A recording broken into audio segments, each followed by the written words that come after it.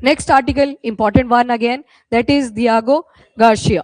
डिगो Garcia भी, ये वाली मिसाइल्स, नाम देखो पूरी तरह से ईरान ने डिस्क्लोज नहीं करे, नाम नहीं डिस्क्लोज करे हैं। आप आइडिया लगाना चाहो लगा सकते हो, वो जो 2023 में फतेह 1 फतेह 2 करी थी, पर एज सच उन्होंने नाम को रिवील नहीं करा है। इवन जो इंटरसेप्शन बताई गई है कि वॉरशिप था यूएस का, वहां पे उन्होंने इंटरसेप्ट भी कर दिया एक मिसाइल को, वो अभी के लिए कंफर्म नहीं है। पर दियागो गार्शिया, यूके यूएस, यहाँ पे एक इंपॉर्टेंट रोल इनका रहता है, इस वजह से आपको पढ़ना जरूरी है। प्लस ये इंडियन ओशन में लोकेटेड है, तो इंडिया की टेरिटरी से भी आप देखेंगे। पोर्तुगीज ने भी एक टाइम पे रूल करा है, मॉरिशियस, मतलब पोर्तुगीज ने एक्सेप्ट करा था कि मॉरिशियस इसको देखेंगे, टेक केयर करेंगे। हाँ, अब रखा हुआ है वो यूनाइटेड नेशन जनरल असेंबली के आगे कि वापस करना है ये, अभी देखते हैं क्या बनता है उस केस में भी। हाँ है, पर वो रखा हुआ है proposal United nation general assembly की प्रेजेंस में कि इसको वापस कर दिया जाए, बैक टू द सोर्स, जिसका ये हुआ करता था उसको वापस कर दिया जाए। बिल्कुल लास्ट में वो लाइन मैंने ऐड कर दी है, अभी वापस नहीं हुआ है, ये याद रखना, अभी वापस नहीं हुआ है। यूके ने ये प्रपोजल लाया था, यूएस तो इसलिए नहीं वापस करेगा, उनके लिए तो स्ट्रेटेजिकली जो दियागो गार्शिया है इंपॉर्टेंट हो जाता है। इंडो पैसिफिक और उधर अटलांटिक ओशन, मतलब एक तरह से आप यूं बोल सकते हो सेंटर में जैसे लोकेटेड है ये, तो इंपॉर्टेंट है। गुआम में जो पड़ा था एंडरसन एयरफोर्स बेस, एक वो है यूएस का। हाँ, डीआरसी एंड रवांडा इस बार आईआर तो सारा कॉन्फ्लिक्ट के साथ ही भरा है। बायलेटरल रिलेशन में सिर्फ इंडिया और इसराइल का पड़ा था, और भी था कोई, ऑस्ट्रेलिया था, न्यूजीलैंड तो पुराना हो गया ना, सिंगापुर दिसंबर में था। नहीं, मैं इस साल की बोल रही हूँ, इस साल की जो मैगजीन है उसमें कॉन्फ्लिक्ट में ज्यादा हेडिंग्स चली हुई है। हाँ, यूरोपियन यूनियन और यूएस था, मतलब मोटा मोटा जो देखे, बाकी अब तो यही वाला चल रहा है फेब मार्च में अगर देखेंगे। हाँ, कनाडा भी था ये, चलो याद है, ठीक है। तेहरान ने अपनी लॉन्गेस्ट रेंज की मिसाइल से अटैक करा दियागो गार्शिया के ऊपर। अब ये इंपॉर्टेंट इसलिए हो जाता है, फर्स्ट ऑफ ऑल इसकी ज्योग्राफिकल लोकेशन, ये इंडिया वाला पार्ट आ गया। यहाँ पे आपको शागोज आर्किपिलागो भी मिलेगा, 58 आइलैंड्स का वो बन रखा है, और उसी के शागोज आइलैंड के ही सदर्न मोस्ट पार्ट पे लोकेटेड है दियागो गार्शिया। अब ये एक तरह का कोरल एटॉल है, इसकी अगर शेप देखोगे ना कुछ ऐसे जैसी दिखेगी आपको, यहाँ पे गैप्स हैं, यहाँ से शिप्स बाहर चली जाती हैं, यहाँ पे सेटलमेंट्स दिखेंगी, पॉपुलेशन इनहेबिटेड नहीं मिलेगी, मिलिट्री रोल ज्यादा है यहाँ पे, और यहाँ पे न्यूज़पेपर यानी कि जर्नलिस्ट वगैरह को भी अलाउ नहीं करा जाता, बिल्कुल रिस्ट्रिक्टेड एरिया है दियागो गार्शिया वाला। एंड लोकेटेड कौन सी वाटर बॉडी में है? इंडियन ओशन, ठीक है, शागोज आइलैंड का बिल्कुल सदर्न मोस्ट पार्ट है, तो वहां पे ये लोकेटेड है। आसपास देखोगे यहाँ सेचिल दिखेगा, सेचिल कौन से कॉन्टिनेंट का पार्ट आ जाएगा? साउथ अफ्रीका, कॉन्टिनेंट बोला तो अफ्रीका आ जाएगा, मॉरिशियस वगैरह आएगा यहाँ पे जो इसके आसपास है। चलो ठीक है, ये देखते हैं आगे मैप के ऊपर दोबारा से। तो ईरान ने क्या किया, अभी इस आइलैंड को अटैक करा जो कि यूएस और यूके का बेस है, ब्रिटेन के अंडर भी ये गया था, यूएस ने बोला था मेरे लिए भी इंपॉर्टेंट है, दोनों कोलैबोरेशन में इसका कंट्रोल कर रहे थे। और जो प्रपोजल है वो बिल्कुल लास्ट में लिखा हुआ है, क्योंकि अभी ये लीज पीरियड पे चला हुआ है ये वाला आइलैंड। एंड डिस्टेंस अगर देखोगे ईरान से तो लगभग 4000 किलोमीटर का है। और जब आपने शुरू में ballistic missile, cruise missile and drones देखे थे ईरान ने जो शोकेस करे थे, उसमें दिखाया था short range and medium range कि हमारे पास इतने अवेलेबल हैं, मैक्सिमम 2000 किलोमीटर तक हम एक्वायर कर सकते हैं। पर जब डिस्टेंस देखा गया फ्रॉम ईरान टू दियागो गार्शिया तो ये कहां तक है? 4000 किलोमीटर तक का। तो मतलब जो इंटरमीडिएट रेंज की बैलिस्टिक मिसाइल है उनका यूसेज हुआ। 2 बैलिस्टिक मिसाइल लॉन्च करी जाती हैं, एक तो बीच हवा में ही फेल होगी, और दूसरा बोला गया यूएस के थ्रू कि हमने इंटरसेप्ट कर दिया है, जो हमारे वॉरशिप में SM-3 इंटरसेप्टर लगे हुए हैं उसके थ्रू कर दिया। कंफर्म नहीं है ये अभी के लिए, खैर मैंने वो लिखा नहीं, पर आप ध्यान में रख लेना, ठीक है। और पहली बार ऐसा पता चला कि ईरान ने भी डिप्लॉयमेंट कर दी है इंटरमीडिएट रेंज बैलिस्टिक मिसाइल की। Medium range ballistic missile, intermediate range ballistic missile and intercontinental ballistic missile. इसके पीछे जाओगे शॉर्ट रेंज की आपने पढ़ी थी, और उससे भी पीछे जाओगे वेरी शॉर्ट या फिर टेक्टिकल वाली पढ़ी थी।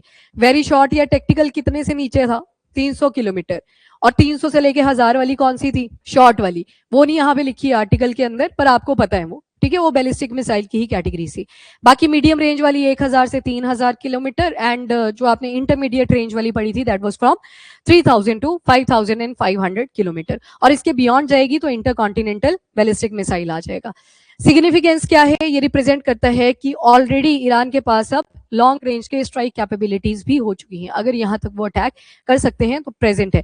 मतलब पहले जब आप पढ़ रहे थे तो एक सर्कल बनाया था वेस्ट एशिया, थोड़ा बहुत एरिया अफ्रीकन यूनियन का टारगेट हुआ था, थोड़ा बहुत एरिया मेडिटेरेनियन सी और वो साइप्रस ग्रीस वाले एरिया अटैक हो सकते थे, पर अब ये 4000 किलोमीटर तक कैपेबिलिटी इंक्रीज होगी।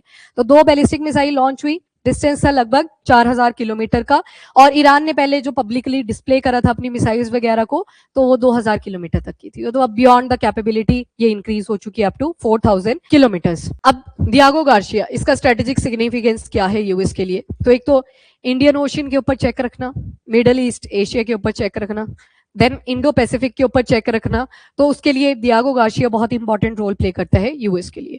पहले जो लिमिट हुआ करती थी वो मीडियम रेंज की थी 2000 किलोमीटर, वही लिखा हुआ है सारा। दोबारा से डोनाल्ड ट्रम्प ने बोला, पहले तो बोला था 2000 किलोमीटर, अजीब सी बातें। और वही पर्ल हार्बर वाली जैसे स्टेटमेंट हुई, वो सैटरडे को मैंने डिस्कस कर दी, आप लोग लेट आए थे, मैंने सैटरडे को वैसे वो डिस्कस कर दी थी। पर्ल हार्बर के ऊपर कमेंट कर दिया था कि सरप्राइज अटैक हम भी कर सकते हैं, जैसे Japanese did on Pearl Harbor, तो वैसे ही। तो मतलब ये कहाँ लिंक कर दिया। उसके बाद सबका बड़ा ही ऑकवर्ड और वियर्ड रिएक्शन सामने आया, काफी उसके मीम भी बन गए, पर ये एक्चुअल में बहुत ऑकवर्ड मोमेंट थी फॉर जापानीज। चलो एनीवेज, नेक्स्ट इज, अब इसकी लोकेशन वगैरह आप देख लो। ये देखो, ये न्यूज़पेपर नहीं दिया है, बहुत अच्छा डायग्राम है, मतलब मैप के हिसाब से अगर देखें, ये इंडिया वाला पार्ट आ गया, श्रीलंका, यहाँ पे आओगे तो 4000 किलोमीटर का डिस्टेंस है, याद रख लेना इसको, है ना, इंपॉर्टेंट है थोड़ा सा। एंड साउथ ऑफ इंडिया में लोकेटेड है, और श्रीलंका के देखोगे तो साउथ वेस्ट में लोकेटेड है। मेजर यूएस मिलिट्री बेस है, और दो ही हैं, जैसे वासु ने भी बोला। दूसरा वही है जहां पे कौन सी एक्सरसाइज कंडक्ट करी गई थी अभी रिसेंट, सी ड्रैगन एक्सरसाइज, वही वाला ही है, एंडरसन एयरफोर्स बेस, जो कि वेस्टर्न पैसिफिक ओशन के पार्ट में लोकेटेड है, गुआम। तो गुआम में ये लोकेटेड है, और इसको यूएस ही देखता है, सारी फंक्शनिंग वगैरह यही चेक करते हैं। स्ट्रेटेजिक बॉम्बर्स, अभी एक और चीज जो हाईलाइट करी गई है पहले ही पेपर पे, आई थिंक द हिंदू के, कि B2 बॉम्बर्स टेक ऑफ कर रहे थे फ्रॉम डियागो गार्शिया, तो बड़े बड़े बॉम्बर्स को भी होल्ड करता है ये वाला लोकेशन। एंड न्यूक्लियर सबमरीन्स हैं इनके, गाइडेड मिसाइल डिस्ट्रॉयर्स प्रेजेंट है, जैसे पीछे बोला कि एक मिसाइल को इंटरसेप्ट कर दिया गया, जो इनका वॉरशिप है यहाँ पे, जिसके अंदर SM-3 इंटरसेप्टर लगे हुए हैं। इंटरसेप्टर का मतलब क्या था? सिग्नल भेजते हैं, जो सीधा मिसाइल अटैक करती है अपने टारगेट को। इंटरसेप्शन मतलब आपने काउंटर अटैक कर दिया है, वो फट चुकी है मिसाइल। कंफर्म नहीं है फिर भी, बट स्टिल ये चीज यूएस की तरफ से आई।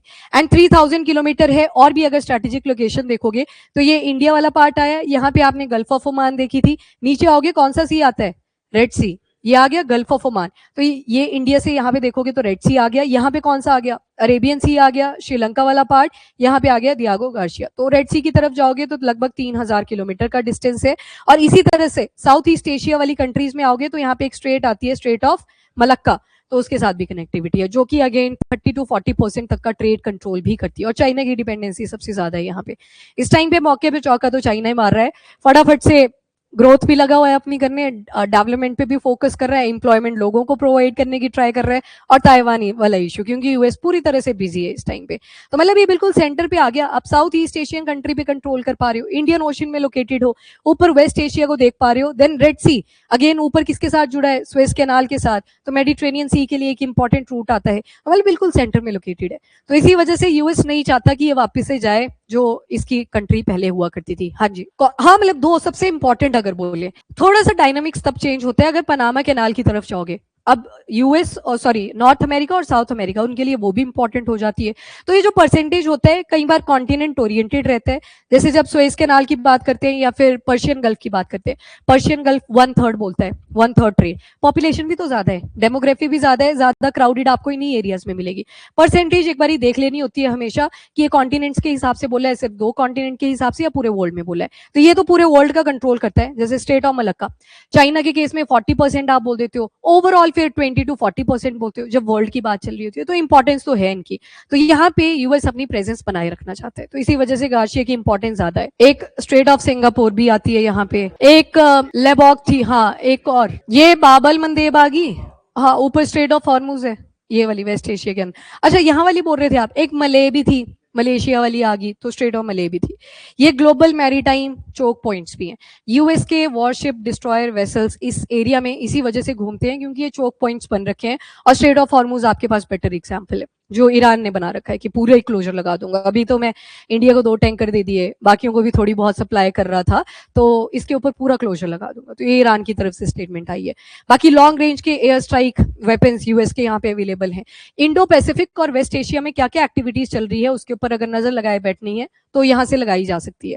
स्पेस एंड सर्वेलियंस रोल रहता है वही सारा, कि आप सर्वेलियंस कर सकते हो इन सारे रीजन्स के जो पीछे आपने देखे। हिस्टोरिकल यूज, जब गल्फ वॉर्स हुई देन अफगानिस्तान वॉर 2001 में हुई, इराक वॉर हुई 2003 के अंदर। तो मेन जो स्पेस था, एरिया था फॉर यूएस, वो दियागो गार्सिया ही था। एंड इसके बाद पोस्ट 1979 की एक्सपांशन, मतलब थोड़ा सा और पास्ट में अगर जाओगे, इरानियन रेवोल्यूशन के बाद यूएस की एक्सपांशन यहाँ पे सबसे ज्यादा देखने को मिली थी। और ये इरानियन रेवोल्यूशन में क्या क्या हुआ था वो आपको एक दिन मैंने स्टोरी सुना दी थी, कैसे कैसे चेंजेस यहाँ पे आए थे। और इसके बाद इन्होंने 12,000 फीट का रनवे भी बनाया, B1, B2, B55 बॉम्बर्स इन्होंने यहाँ पे रेलोकेट करे यूएस वालों ने। तो मतलब मरीन ब्रिगेड बन गया ये फॉर द यूएस। तो इंपॉर्टेंस बढ़ती जा रही है। एडवांस वेपन्स, लॉजिस्टिक के पर्पज से देखिए, कोई चीज कैरी करनी है एक जगह से दूसरी जगह। ताइवान के लिए आप बार बार सुनते थे कि एक लोकेशन होनी चाहिए, यूएस का बेस होना चाहिए। बेस थोड़ा सा दूर पड़ता है ताइवान से, तो फिलीपींस के साथ दोस्त बन गए कि तुमको हम वेयर हाउस बना लेते हैं, तुम्हारे पास वेपन छोड़ दिया करेंगे, थोड़ा बहुत पैसा तुमको दे दिया करेंगे। तो इसी वजह से इंपॉर्टेंस है दियागो गार्सिया की फॉर यूएस। वर्ल्ड वॉर 2 के बाद देखोगे डीकोलोनाइजेशन होनी शुरू हुई। यूएस ने ओवरसी बेसिस बनाने जो थे वो रिड्यूस करे थे, क्योंकि डीकोलोनाइजेशन में एक और इंपॉर्टेंट सेगमेंट था, फ्रांस था, यूके था, ये भी तो सारे कॉलोनीज ही बना रहे थे। फ्रांस तो पहले देखो, जब मॉडर्न हिस्ट्री आप पढ़ते हो, सबसे पहले कौन आए थे? पोर्तुगीज आए थे। पोर्तुगीज का भी एक टाइम पे यहाँ पे कंट्रोल रहा है, पर वो नेटिव लोगों को ज्यादा इंपॉर्टेंस दे देते थे, क्योंकि उनका मेन मोटो ही क्या था, हमें पानी का राजा बनना है। वो पानी के ऊपर सबसे ज्यादा फोकस करते थे रादर देन टेरिटरी या जमीन। उनको उस टाइम पे नेवल शिप्स की ज्यादा इंपॉर्टेंस थी। फ्रांस वगैरह आए, इतनी सारी टेरिटरीज आपको, कॉलोनीज आपको इंडिया के अंदर भी मिलती है, जैसे पुडुचेरी वाला एरिया था, गोवा नहीं था, वो पोर्तुगीज वाला था। एक माही आपने सुना होगा, तो ये रीजन आ जाता है। हाँ, एक आंध्र प्रदेश के अंदर भी एक लोकेशन थी, उसको भी एक बार देखना। नहीं, एक और नाम था, वो याद नहीं आ रहा, वहां पे भी फ्रांस की ही कॉलोनी हुआ करती थी। नहीं नहीं नहीं, वो तो तमिलनाडु कहा गया। नहीं, 4 सबसे इंपॉर्टेंट थी, ये भी गलत है। 4 इंपॉर्टेंट थी, जिसमें एक यानम, यस यानम थी एक, वन ऑफ द इंपॉर्टेंट जो फ्रेंच कॉलोनी हुआ करती थी इंडिया के अंदर। तो ये सारी चीजें जो थी, फ्रांस भी कॉलोनाइजेशन कर रहा था। पर एक फेज आता है वर्ल्ड वॉर 2 के बाद, जब इनके खर्चे पर्चे ज्यादा हो जाते हैं वॉर्स के अंदर, तो इन्होंने डीकोलोनाइजेशन करना भी शुरू करा था। बेसिस रिड्यूस हुए, मतलब जो स्ट्रेटेजिक इंपॉर्टेंस थी अभी घटी नहीं थी, बनाने वगैरह के ऊपर इन्होंने काम रोक दिया था कि अभी के लिए जो लॉसेस हुए हैं उनको पहले हम ओवरकम करेंगे।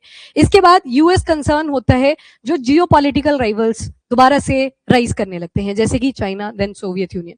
पहले वर्ल्ड वॉर 2 के बाद बोला, फिर शुरू होता है कोल्ड वॉर एरा।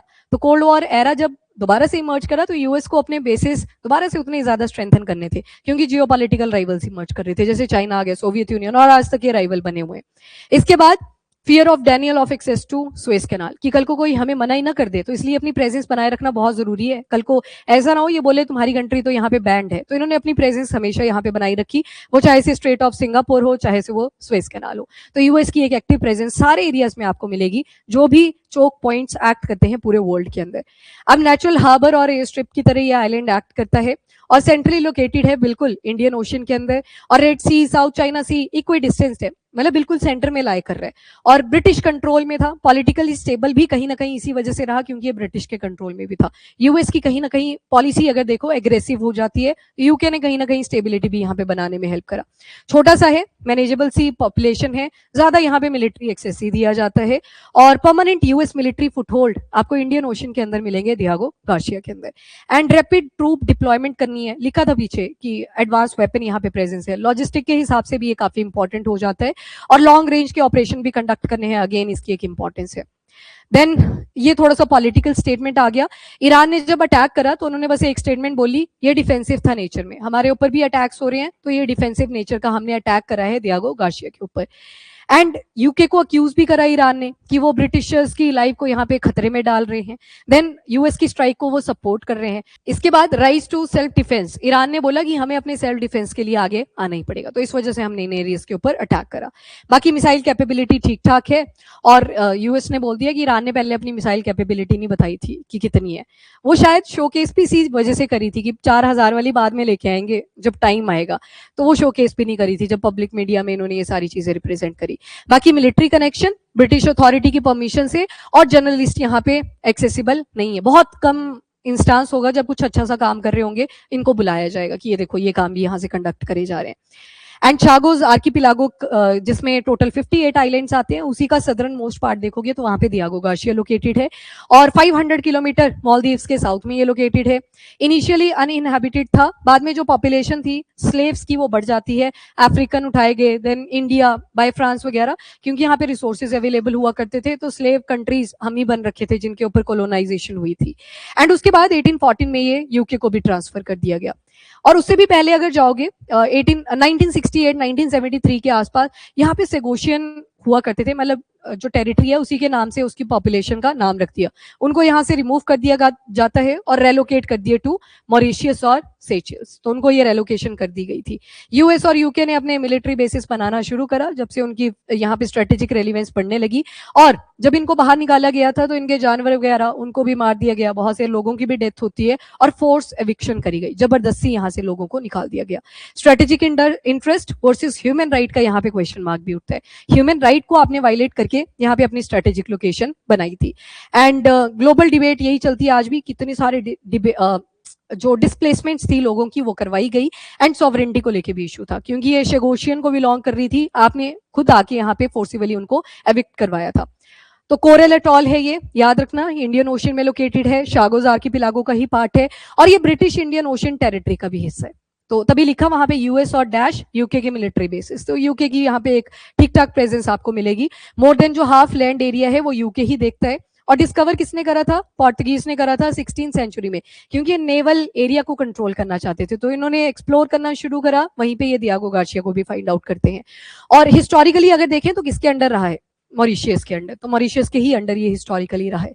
1965 में इसे सेपरेट कर दिया जाता है, और जो ब्रिटिश की इंडियन ओशन के अंदर टेरिटरीज हुआ करती थी उसका ये पार्ट बन जाता है, और फिर यूके ने लीज पे ले लिया इसको, यूएस को बोल दिया कि आप भी आ जाइए, अपने एयर और जो नेवल बेसिस है उनको आप यहाँ पे फॉर्म कर सकते हो। डिफेंस इंस्टॉलेशन यहाँ पे करी गई, और जो लोग थे उनको फोर्सिबली रिमूव कर दिया गया। तो ओरिजिनल अगर कंट्री बोले कौन यहाँ पे मेनली रहा करते थे, तो मॉरिशियस की ही मानी जाती है। डिस्कवरर कौन थे? तो पोर्तुगीज को ही बोला जाता है, जब वो नेवल एक्सपांशन कर रहे थे। और उसके बाद नॉन बाइंडिंग बोला है, बाइंडिंग नहीं बोला है। 2019 में एक प्रपोजल आता है यूनाइटेड नेशन जनरल असेंबली की प्रेजेंस में, जिसमें डिमांड करी जाती है कि ब्रिटेन अपना जो कॉलोनियल एडमिनिस्ट्रेशन है उसको एंड करना चाहता है, और जो शागोस आर्किपिलागो है इसको दोबारा से वापस कर दिया जाए टू मॉरिशियस। यूएस इसको पूरी तरह से डिनाई करता है, तभी प्रपोजल में पहले लिख दिया नॉन बाइंडिंग। यूएस और यूके का प्रपोजल है पर नॉन बाइंडिंग है नेचर में। अगर एक बोल भी रहा है कि वो जो पास्ट में हमने कॉलोनाइजेशन करी है उसको हम रिमूव करना चाहते हैं, दूसरा बोल रहा है कि स्ट्रेटेजिक लोकेशन है, हमारे यहाँ पे मिलिट्री बेसिस है, तो नहीं हो सकता ये।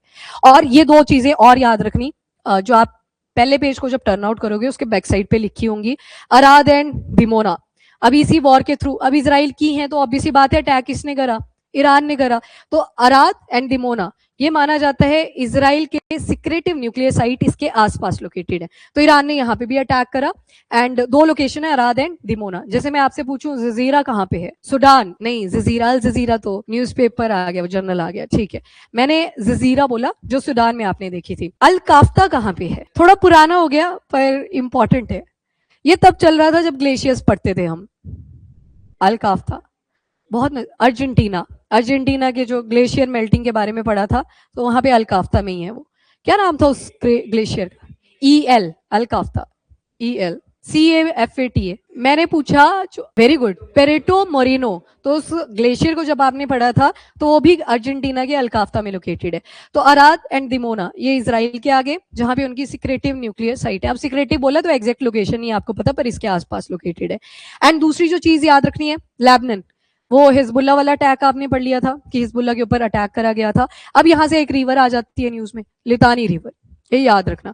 जैसे ये ब्लू लाइन आती है बस उसी के ऊपर है, मतलब लेबनान के सदर्न पार्ट में लोकेटेड है रिवर लितानी। लितानी के ऊपर आपको याद होगा टोबैको वाला पढ़ा था एक बारी, यहाँ पे एक हर्बिसाइड स्प्रे करा गया था, जी से था ग्लाइफोसेट। जब ग्लाइफोसेट को यहाँ पे स्प्रे करा था तो इजराइल ने सदर्न पार्ट ऑफ लेबनान में उसको स्प्रे करा था। क्या? क्योंकि यहाँ पे फर्टाइल एरिया है, एक रिवर यहाँ से फ्लो कर रही है लितानी रिवर, तो उसके आसपास आपको जो सेटलमेंट मिलेगी वो एग्रीकल्चर वाली ज्यादा है, तो लितानी रिवर की यहाँ पे इंपॉर्टेंस है। अब ये 90 माइल की है लितानी रिवर, सदर्न लेबनान में लोकेटेड है। अब ये फोकल पॉइंट बन चुका है इसराइल और हिजबुल्ला वॉर का, तो लितानी भी आ गया। और उसके बाद यहाँ पे आपने एक लाइन पढ़ी थी विच वॉज ब्लू लाइन, तो ये याद रख लेना, थोड़ा सा इंपॉर्टेंट है। लितानी रिवर भी आई, बाकी वही स्ट्राइक प्रेशर क्रिएट करे जा रहे हैं इसराइल हिजबुल्ला। हिजबुल्ला के ऊपर इसलिए प्रेशर क्रिएट करा जा रहा है इसराइल के थ्रू क्योंकि वो सपोर्ट कर रहे हैं ईरान को, प्रॉक्सी हैं ईरान के। तो ये 2-3 चीजें हैं जिनको मैं अलग से नहीं पढ़ाऊंगी क्योंकि स्टोरी फिर से सेम ही है, आपने सिर्फ ये लोकेशन ध्यान में रख लेने, ठीक है। तो अराद एंड दिमोना, ये इसराइल का आपने पढ़ा।